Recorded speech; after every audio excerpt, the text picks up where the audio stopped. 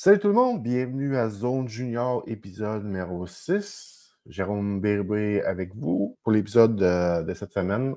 Je vais faire un retour sur le camp du Canadien. Donc, je vais parler des espoirs principaux du Canadien lors de leur performance au camp. Alors, commençons par Jakub Dobes, gardien de but, qui a connu quand même un bon camp d'entraînement avec le Canadien. C'est une année super importante pour lui. On sait que Jacob Fowler, ça vient l'année prochaine. C'est vraiment une année super importante pour lui, puis s'établir comme. C'est pas juste un bon espoir, mais un très bon espoir pour le Canadien. Il a commencé ça de la bonne façon au camp. Il a été très solide, oui, dans les pratiques, les scrimmages, mais aussi les parties d'exhibition du Canadien. Il a été très, très bon.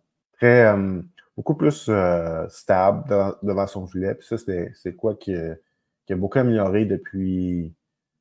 Si on regarde, si on fait un retour en arrière, là, quand on l'a regardé jouer comme la USHL ou les collèges américains avec Ohio State, c'était pas. Il était un peu tout croche devant son filet. Il était super athlétique. Et là, il est plus calme. Il laisse le jeu venir à lui un peu plus.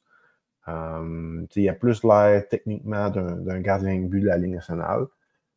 Donc, super positif comme camp d'entraînement pour lui. Évidemment, il y a le gabarit que toutes les équipes veulent comme gardien de but à 6 pieds 5 pouces.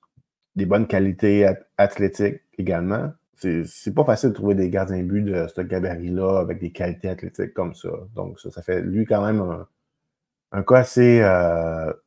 Un gardien super intéressant pour n'importe quelle équipe, n'importe quel coach de gardien de but. C'est des gars comme ça que c'est super le fun de travailler. Donc, dans les parties qu'il a jouées avec le Canadien en pré-saison, il a bien fait. Il n'a pas eu l'air fou. Il a l'air d'un gardien de but pas un plus près de la Ligue nationale que je pensais. Donc, il s'en va dans la bonne direction. C'est sûr qu'il va prendre la direction de Laval.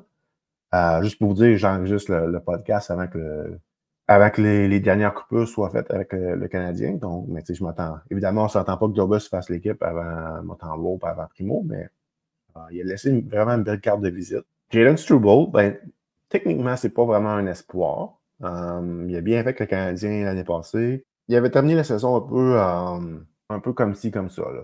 Ça n'avait pas été une fin de saison aussi facile, mais en général, il avait très bien fait avec le Canadien.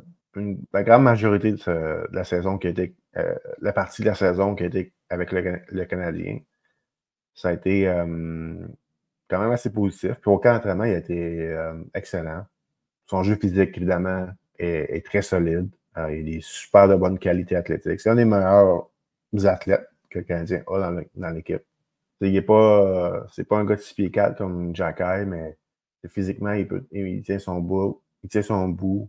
Il frappe dur. Il a un peu cette mentalité il y a un peu de mean streak dans sa game. Comme on l'a vu la partie contre les Sénateurs, quand Greg a frappé Dak, Struble, le chiffre après, il était allé chercher Craig avec une bonne mise en échec. Pour être un bon joueur physique, des fois, tu ne peux pas toujours jouer dans la légalité. Hein? C'est correct de dépasser les limites. Sa mise en échec était solide, elle a dû faire mal. C'est un petit peu en retard, mais quand Craig venait de faire exactement la même chose. Fait que, tout est correct pour Struble. J'ai trouvé que ça ne sera jamais un défenseur super offensif, on s'entend. Là. Il ne jouera jamais sur l'avantage numérique. Mais il a joué avec beaucoup d'aplomb. J'ai trouvé qu'il était capable de faire une bonne première passe. Quand la rondelle était sur sa palette, il n'y avait pas de panique. Et de plus en plus, il commence à utiliser son bon coup de patin pour créer certains jeux à l'attaque. Comme je dis, ce ne sera jamais un super gars offensif. Il est capable de surprendre à l'occasion à l'attaque. C'est pas un Lane Hudson avec la rondelle. Il ne manie pas la rondelle comme Lane Hudson, mais il est capable de surprendre à l'occasion pour faire quelques jeux décents à l'attaque. je regarde qu'est-ce qu'il y a au camp. C'est sans aucun doute, dans mon esprit, il a démontré qu'il était en avant de Jack Hype ou dans la depth chart du Canadien à défense. La seule affaire qui me fatigue un peu avec lui, c'est que j'aimerais ça qu'il soit bon pour jouer à droite. Parce que ça serait plus facile de faire une paire avec lui et Jack Hype, mais les deux sont pas super bons quand ils jouent à droite. Ils sont beaucoup meilleurs quand ils jouent à gauche. C'est un peu comme Jordan Harris. Ben, en fait, c'est le contraire de Jordan Harris. Jordan Harris était capable de jouer à droite. C'est ça qui le rendait très utile à l'équipe, même si c'était rien de spectaculaire. Si tu avais besoin que quelqu'un joue à droite, tu pouvais le faire jouer à droite. Là, ton cinquième, sixième, septième défenseur, c'est Struble, Barron et Jack Hype. Mettez l'ordre que vous voulez, mais les 5, 6, 7, c'est ces trois-là. Qu'est-ce qui est plate un peu là-dedans, comme je dis, c'est Jack Hype et Struble jouent à droite, c'est un peu plus difficile. Ça risque d'être intéressant la façon que Martin Saint-Louis va les utiliser. Parce que Barron il va rester dans l'alignement tout le temps et on va switcher Jacky et Struble. Est-ce qu'on va jouer à 7 défenseurs souvent?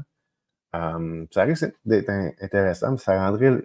Si un des deux, entre Struble et Jacky, était meilleur pour jouer à droite, ça rendrait, je pense, la situation un peu plus facile pour jouer Struble et Jacky ensemble sur la troisième paire plus souvent.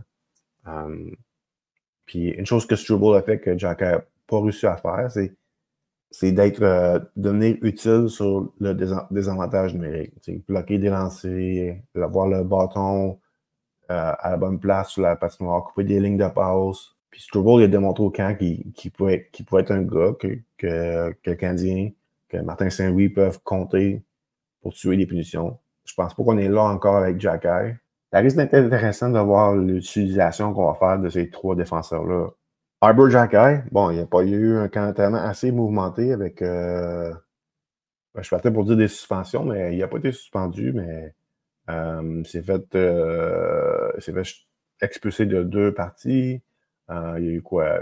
Une ou deux bagarres. Je pense pas que c'est le camp que Jacky voulait. Je pense pas que c'est le camp que le Canadien voulait que Jacky ait. Je pense que le dernier match, ça a été son meilleur match du camp. Évidemment, il y a eu 2 matchs qui s'est fait expulser. Mais encore, ce match-là, qualité de la première pause n'était pas aussi bonne que mettons, Struble était. Quelques fois, quelques paniques, quelques jeux en panique à l'occasion qu'on a vu durant le camp. Mais tu demandes à chaque joueur du Canadien, là, ils veulent dans l'alignement. Ils veulent pas qu'ils mangent des hot dogs en haut. Là. Parce qu'ils savent s'il se passe de quoi, ça glace, qu'il va toujours être là pour eux. Puis ça, les gars de skill, là, ça n'entend pas de faire la job que Jack a fait. Là.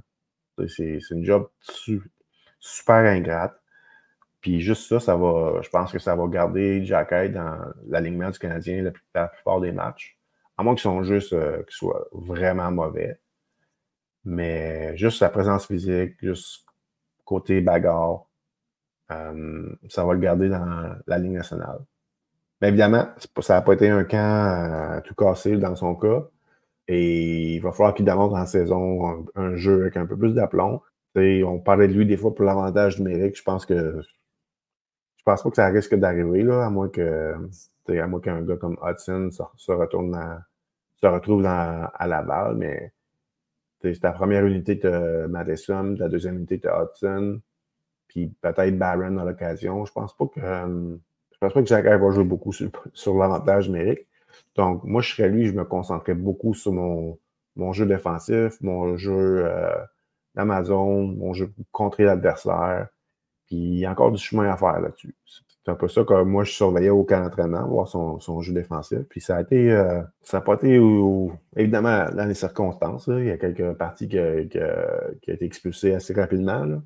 C'était quand même un camp assez bizarre pour le Canadien puis Jacky. Donc, on verra durant la saison qu'est-ce qui va vraiment arriver avec lui, son côté utilisation, et son efficacité sur le jeu.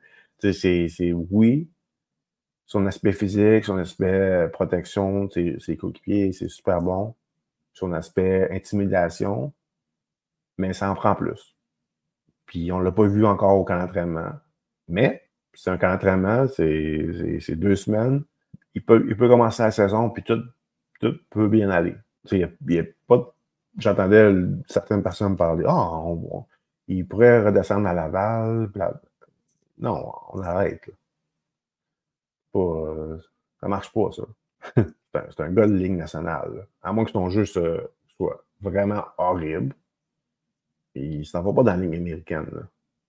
OK? Fait on peut arrêter ça, OK?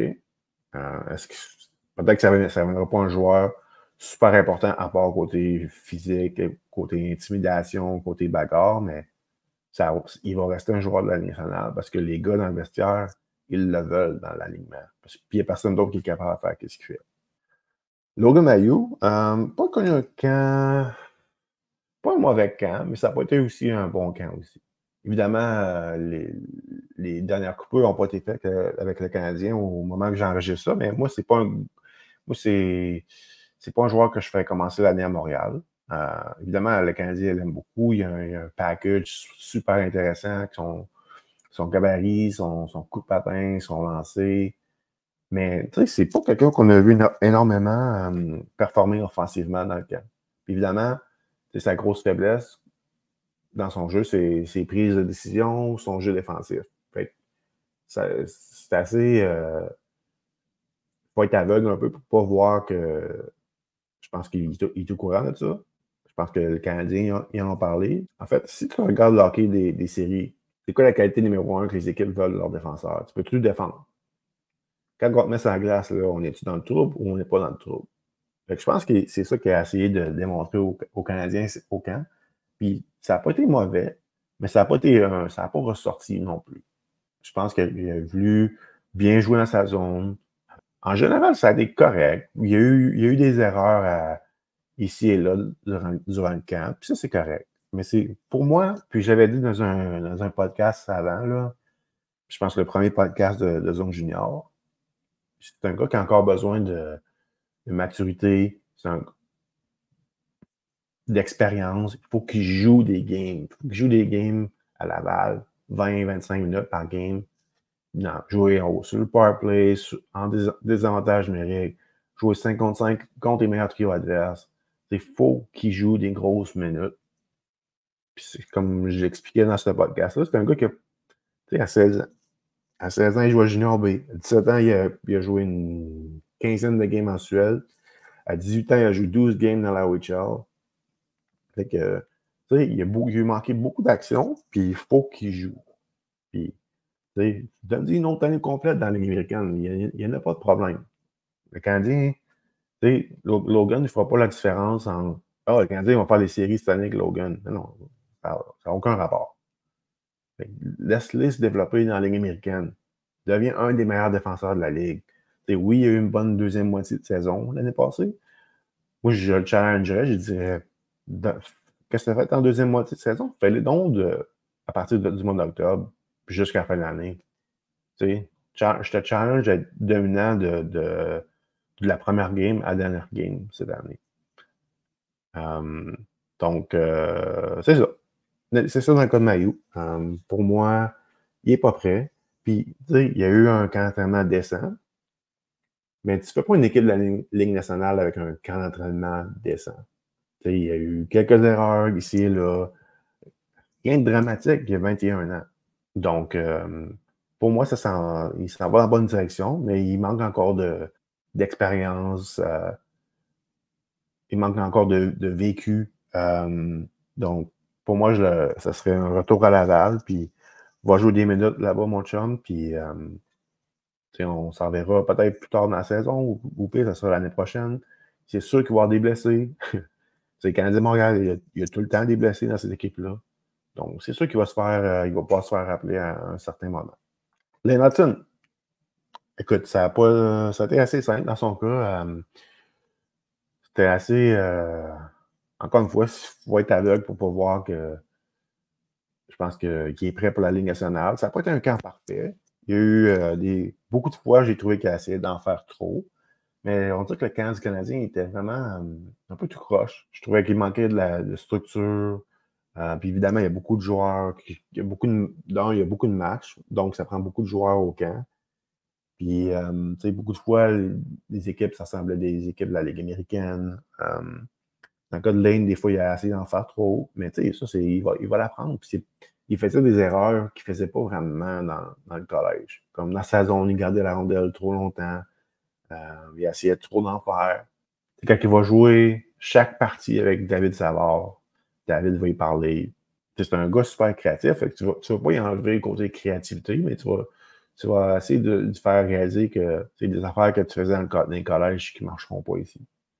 Puis, surtout les games à Montréal, la foule capote un peu, c'est toi qui touches à la rondelle, puis c'est sûr que lui, en dedans de lui, là, il y a la rondelle, puis la foule crie déjà « Lane, Lane, Lane ». Il faut qu'il comprenne un peu à calmer son jeu, surtout dans sa zone. Mais tu ne vas pas y enlever la créativité, mais il va apprendre qu'est-ce qui marche dans la Ligue nationale et qu'est-ce qui ne marche pas. Donc, rien de dramatique dans son cas. Je pense que tout va être correct. Évidemment, sans grande surprise, il va faire le Canadien. Et honnêtement, je trouve que jouer avec David Savard, ça va être un super bon placement pour lui dans l'alignement du Canadien. Donc, dans son cas, c'est la grosse question, c'est côté avantage numérique. Tu sais, le Canadien était quand même 0 en 30 dans le camp d'entraînement. Ça faisait pas vraiment sérieux. Des fois, les matchs, c'est tout croche. On va avoir la vraie réponse en saison, côté avantage numérique du Canadien. Et dans son cas, ça va être intéressant de voir. Il va commencer sur le deuxième avantage numérique, mais ça va prendre. La question, c'est ça va prendre combien de temps avant que ce soit lui, le gars, sur le premier avantage numérique. Tu sais, Madison a quand même bien fait sur l'avantage numérique l'année dernière, mais les deux sont très différents de la façon qu'il crée de l'offensive. Madison, c'est beaucoup par son lancer de la pointe, puis aussi sa vitesse. Il utilise beaucoup sa vitesse pour créer des chances de marquer pour lui et pour ses coéquipiers. Hudson, c'est un gars super intelligent, super créatif. Il utilise beaucoup des petites feintes. Des feintes évidemment avec ses mains, feintes d'épaule, feintes de la tête qui bouge d'un bord et il va de l'autre côté. Très, très bon pour créer la fausse information sur la patinoire. Donc, les deux ils créent l'offensive complètement différemment. Donc, on verra, mais c'est sûr qu'il ne commencera pas sur le premier power play. Donc, ça risque d'être intéressant. Puis combien de temps il va rester sur le deuxième power play derrière Madison. Évidemment, il faut toujours que tu respectes tes vétérans. Puis c'est pas puis Madison n'a pas mal fait sur le power play l'année passée. Mais le power play n'a pas marché. Est-ce que c'est pas sa faute? Mais si tu regardes la façon qu'il crée, moi, c'est mon défenseur à pointe. Moi, ce que j'aime, c'est quand il rend tout le monde meilleur. Ses talents de fabricant de jeu, sa vision de jeu, sa créativité. Ça, c'est toutes des qualités que côté Madison, je trouve que c'est un peu plus moyen dans son cas. Mais c'est un gars qui a un excellent lancer, il utilise sa vitesse super bien. Donc, on verra. Ça risque d'être super intéressant pour moi de voir jusqu'à quand Hudson va rester sur le deuxième avantage numérique. Mais c'est touché un peu, hein? T'as quand même Madison qui est un des leaders de l'équipe, un vétéran. C'est très touché comme situation. Moi, j'ai un pari avec un de mes amis que jusqu'au mois de décembre. À partir du mois de décembre, Hudson va être clear cut le gars premier power play, comme à chaque game. Donc, c'est un peu ma prédiction. Donc, on verra dans son cas.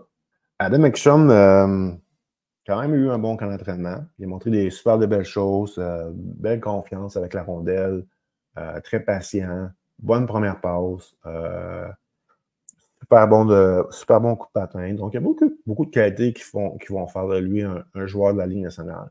Il n'est pas nécessairement prêt pour ça tout de suite, mais ça s'en vient. Je pense qu'il manque un peu d'expérience, évidemment, mais surtout d'expérience côté genre le jeu nord-américain. il y a quand même une bonne progression du début au fin du camp pour lui. Je me souviens, sa première partie, dans le camp d'entraînement, il s'est fait première présence sur la patinoire, il se fait ramasser dans le coin, puis là, c'est comme wow, OK, bienvenue au jeu nord-américain, Adam. Mais ça l'a pas trop affecté. Il a continué à jouer sa game. Évidemment, c'est un gars qui a des belles qualités offensives, qui pourrait un jour peut-être jouer sur un deuxième avantage numérique. Les choses qu'il va avoir besoin d'améliorer à Laval, ça va être son jeu physique, être un peu plus tough, un peu plus dur à jouer contre. Des défenseurs soft, c'est pas vraiment utile. C'est pas vraiment utile dans la Ligue nationale. C'est que ça. C'est pas juste être tough puis se battre, c'est juste compétitionner, être difficile à jouer contre. Ça, j'aimerais ça voir un petit peu plus.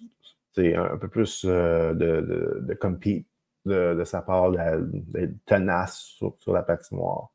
Ça, j'aimerais ça voir ça. Puis son jeu défensif en général, ça va venir avec ça. Les deux, c'est comme relié en fin de compte. Donc, c'est ça. Dans le cas d'Engstrom, il va aller prendre de l'expérience dans la Ligue américaine. Et tout est positif, honnêtement. Une belle progression durant le camp. Puis là, il va aller prendre de l'expérience dans la Ligue américaine. Dans son cas, je pensais à ça dernièrement. C'est sûr que c'est un gars qui a un beau potentiel. Puis en espérant que les choses aillent très bien à Laval. En tout cas, je pense que c'est ça que si je serais le directeur gérant du Canadien, on a beaucoup de défenseurs.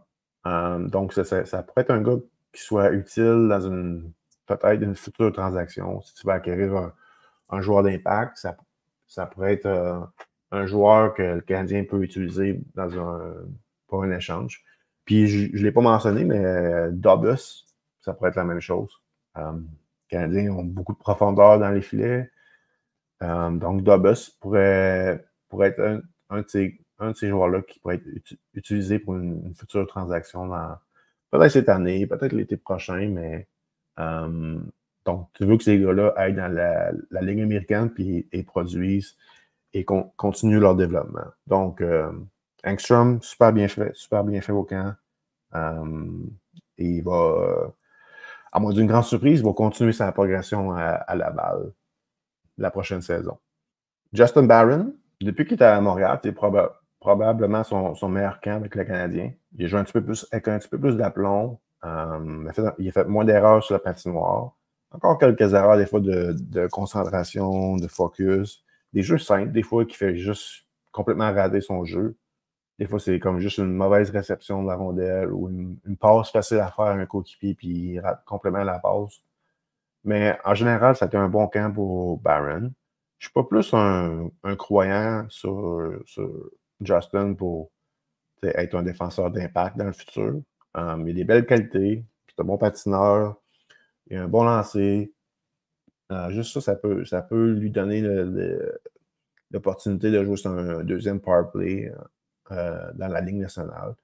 Mais personnellement, je suis juste pas convaincu côté le jeu dans sa zone, jeu physique. Mais tu sais, si c'est ton cinquième ou sixième défenseur, c'est pas la fin, c'est pas la fin du monde. C'est pas si pire que ça. Et c'est un gars qui peut dépanner sur ton avantage numérique s'il y a des blessés. Mettons qu'un Madison ou un Hudson rate quelques matchs ici et là. C'est un gars qui peut dépanner. C'est un gars qui a un bon lancer de la pointe. On l'a vu avec le Canadien l'année passée. Quand même 7 buts en 48 matchs. Et sur 82 matchs, c'est quoi, 13, 14, 15 buts? C'est pas mauvais. Mais pour moi, c'est juste côté défensif qui est un peu le problème que j'ai avec Barron. Mais je vais donner crédit, ça a été son meilleur camp depuis qu'il était avec le Canadien. Joshua Roy, ça a été quand même un camp d'entraînement très moyen de sa part.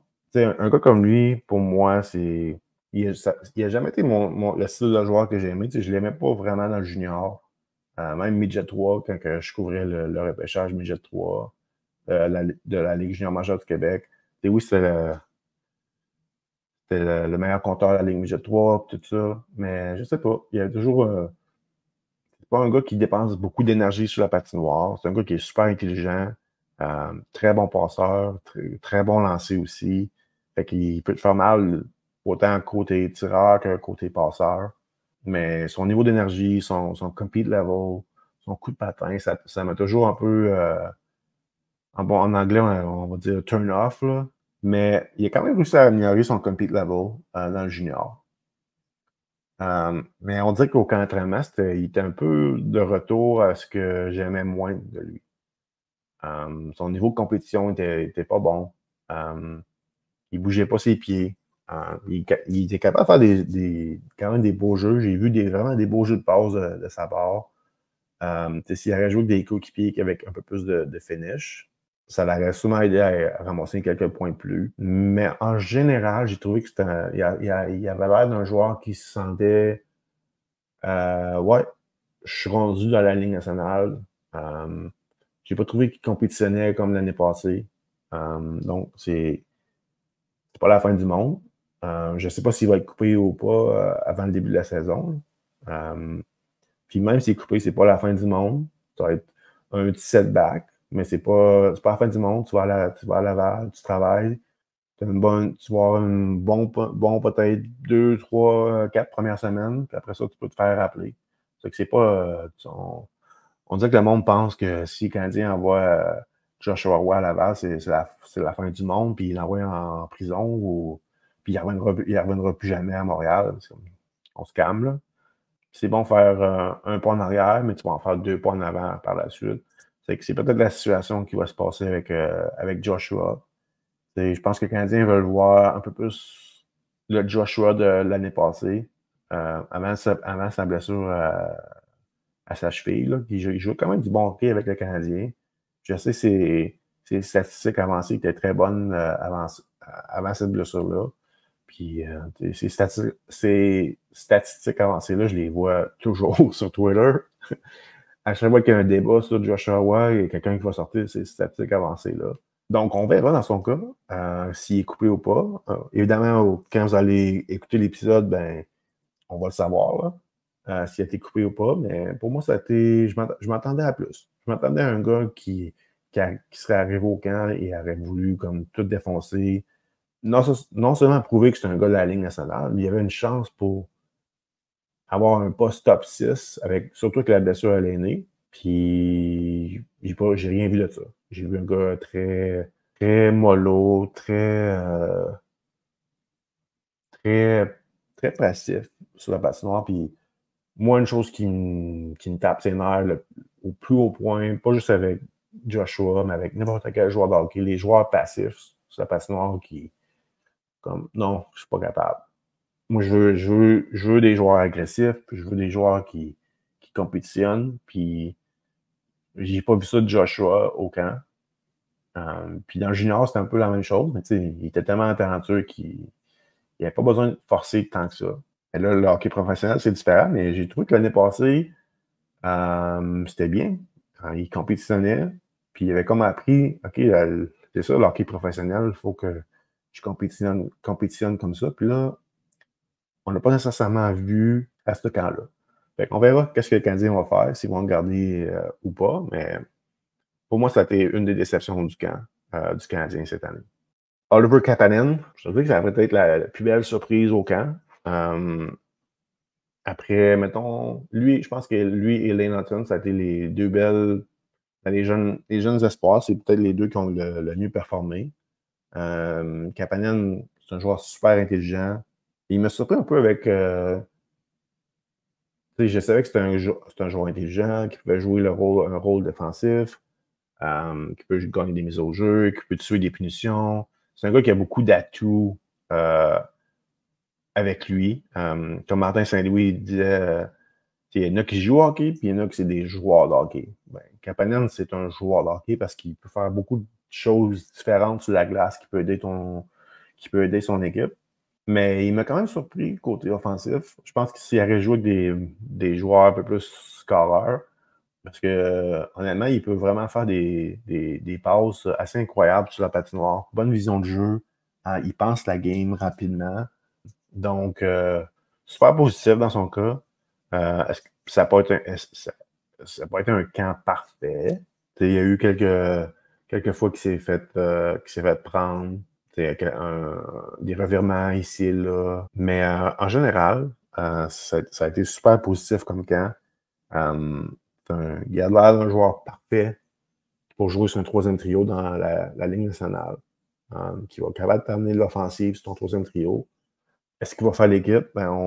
Évidemment, j'arrive juste avant le portrait final, mais je serais très surpris que le Canadien le coupe. De toute façon, la façon que Martin parlait, il disait on n'a jamais assez de centre pour les mises au jeu. Ça me donnait l'impression que Kapanen commencerait au moins l'année à Montréal. Évidemment, ça se peut qu'il soit coupé. Dans son cas, je le rappelle, c'est la Ligue nationale où il retourne jouer en Suède. Donc, ça va être ça, dans son cas, à décider pour le Canadien. Il n'y a pas de presse, je pense. Donc, c'est pour ça que je pense qu'il va commencer à Montréal. Il pourrait toujours retourner en Suède au mois de novembre, au mois de décembre, au pire. Mais il a l'air d'un joueur de la Ligue nationale. C'est un joueur intelligent, comprend bien la game, bon en protection de rondelles. C'est pas un patineur incroyable, mais il a fait des beaux progrès là-dessus. Si je me souviens, lui, à son année de repêchage en coupe patin, c'était un peu problématique pour moi. Puis, tu sais, c'est pas quelqu'un flashy sur la patinoire, mais il va compter ses buts à l'entour du filet. À 2-3 pieds du filet, c'est là qu'il va marquer beaucoup de ses buts dans la Ligue nationale. Mais c'est un gars aussi, comme j'expliquais, qui a vraiment une bonne vision de jeu, qui est capable de faire des passes de haute qualité. Ça va continuer dans son cas. Plus qu'il va prendre l'expérience, plus qu'il va prendre la force physique, plus qu'il va avoir un impact sur la patinoire. Puis une chose aussi qu'il faut que je mentionne, c'est regarde les centres du Canadien, évidemment. Suzuki, Dak, 1-2, OK, on n'en parle pas. Mais tu regardes les troisième et quatrième centres. Evans, Dvorak. Les deux sont agents libres. C'est la compensation. Donc, les deux ça pourrait être leur dernière année avec le Canadien. Evans, peut-être que le Canadien pour le re-signer. Dvorak, honnêtement, je pense que tous les partisans du Canadien seraient en accord avec ça. C'est le temps qu'il s'en aille. Mais tu sais, encore, c'est un gars qui peut encore gagner des mises au jeu, mais à part ça, il apporte rien. Tu sais, il apporte un bon jeu, un désavantage numérique, des mises au jeu, mais tu sais, c'est juste pas. Tu sais, tantôt, je parlais de Joshua, puis comment il était trop passif dans le camp. Comme il n'y a personne de plus passif que Dvorak. Donc, mon point là-dedans, c'est si tu dis, on va retourner Kapanen en Suède, Beck qui joue à Laval, puis donc on perd Dvorak, on perd. Je parle si je serais le Canadien de Montréal, là. Dvorak s'en va, Evans s'en va. Là, tu te ramasses l'année prochaine. Possiblement ton troisième centre, ton quatrième centre, c'est deux gars qui ont zéro expérience de la Ligue nationale, ou presque pas. C'est tough. C'est tough, là. J'aimerais ça donner de l'expérience à Kapanen cette année. Même si peut-être qu'il commence à l'aile au début de l'année, je pense que ça serait avantageux à Kapanen de prendre de l'expérience cette année avec le Canadien, même s'il ne joue pas tout le temps au centre. On sait que Dvorak, il va souvent se blesser à quelque part cette année. Il se blesse à chaque année. C'est correct. Kapanen, c'est un joueur intelligent. Il va s'habituer un peu à jouer à l'aile au début de l'année. Et ça va laisser le temps aux Canadiens à prendre des décisions pour Dvorak puis pour Evans. Mais j'aimerais mieux que pour la saison 2025-2026, que Kapanen compte troisième centre, mais il a réussi à prendre de l'expérience cette année dans la Ligue nationale, à la place de retourner en Suède, jouer en Suède, qui est quand même une bonne ligue, mais c'est pas la Ligue nationale. Donne-lui le temps de prendre l'expérience dans la Ligue nationale, puis en 2025-2026, il est 100% prêt pour le rôle d'un joueur de troisième centre. Donc, c'est un peu ça mon point pour Kapanen, mais super de bon camp. On verra s'il va faire l'équipe. Emil Heinemann, ça a été un camp. Je sais qu'il y a du monde qui dit qu'il y a eu un bon camp, mais je sais pas. Moi, il m'a pas. Il est pas avec ça.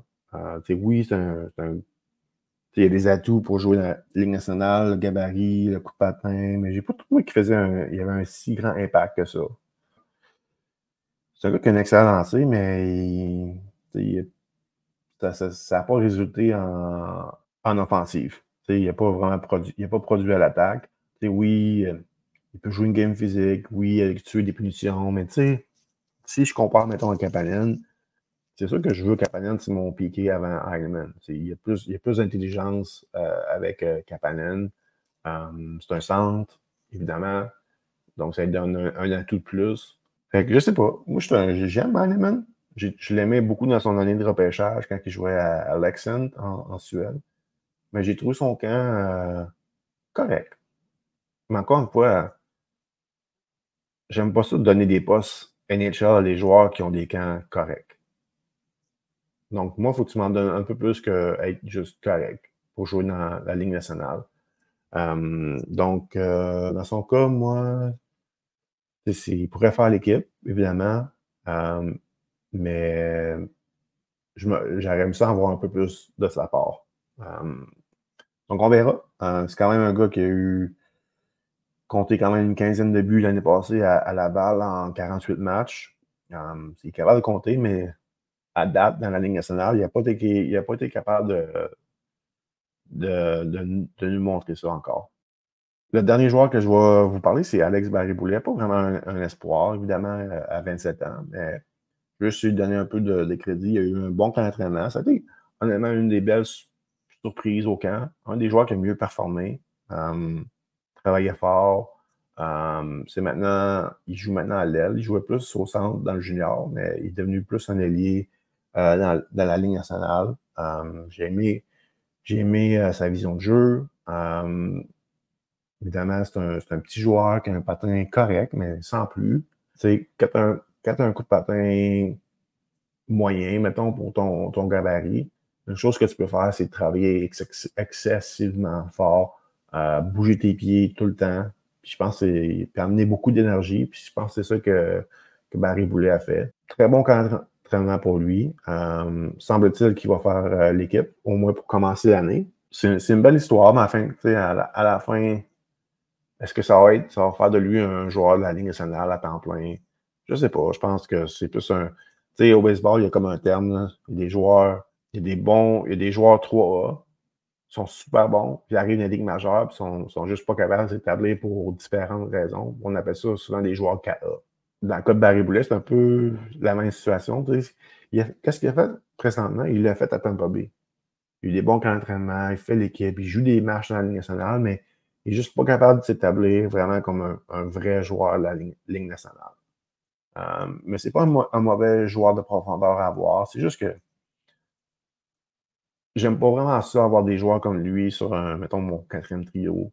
Tu sais, sur mon quatrième trio, j'aime ça avoir des joueurs qui ont comme une spécialité. Que ce soit jeu physique.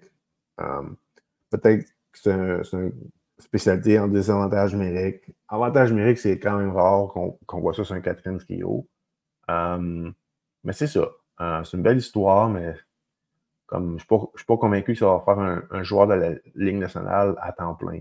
Mais s'il est là comme profondeur, qui joue comme 13e attaquant, peut-être. C'est pas la fin du monde, mais il y a beaucoup d'attaquants qui peuvent être comme 13e attaquant, comme Pezzetta, ça c'est un. Mais Pezzetta, il y a comme la carte de visite, c'est son jeu physique, son énergie. Il se bat pour ses coéquipiers. C'est rien que Barré-Boulet va faire. Si tu fais un camp d'entraînement puis tu y vas au mérite, il mérite d'être dans l'équipe au début, mais je ne sais pas si c'est quoi qui va durer durant la saison. Il y a certains espoirs qui ont moins bien fait. Puis lui, tu as un gars comme Barré-Boulet qui est à 27 ans. Lui, il a très bien fait, fait qu'il mérite d'être là. Puis c'est un peu, tu peux utiliser ça comme un peu comme pour challenger tes jeunes joueurs qui ont moins bien fait, comme Roy, Hanneman. Donc, ça va terminer cet épisode.